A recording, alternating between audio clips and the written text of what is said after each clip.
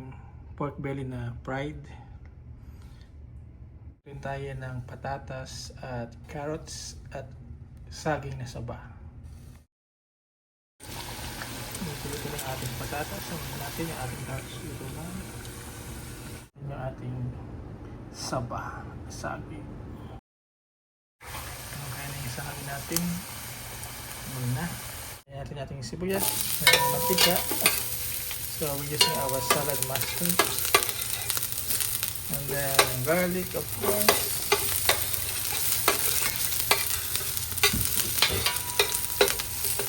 Isa lang. And then yung ating tomato sauce.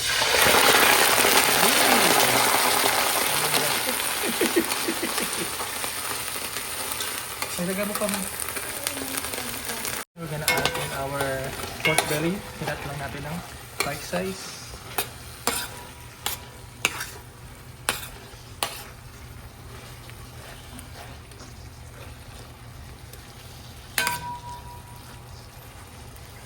Lagyan natin ng pineapple juice. Mga 1 cup lang siguro.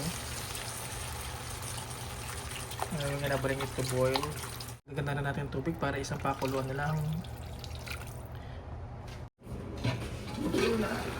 Yes. Natin isang banana ketchup. Ay, lumugas. Wala na natin laman.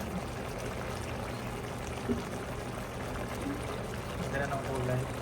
At na rin tayo na isang nor cube. Then we're gonna add in our fried banana, potato, and carrots. Of pork and beans. Wala tayong wala tayong Heinz ba? Ito ay Heinz. And 1 can of garbanzo or chickpeas. Mix. And then we're gonna let it simmer, and then we're gonna season with black pepper, ground black pepper, and salt. And season with black pepper. We're gonna adjust the taste to sa guanong Heinz ng pork and beans, baka medyo maalat. So we're gonna season with a little bit of salt, and you can adjust according to your preference. Okay na, lagyan natin yung ating bell pepper and green beans.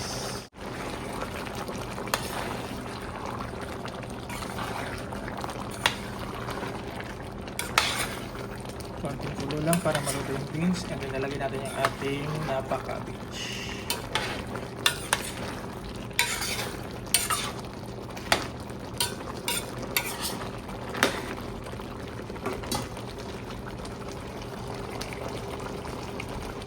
Atin napa-cabbage yung munang matigas na part. Ayan, para maluto. Kasi lalim yan ay soft.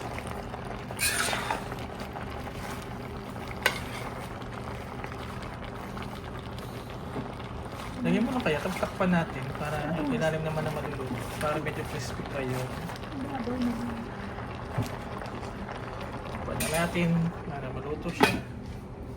Ayan, nalanda na siya, no? Hinahan natin para masunod yung ilalim.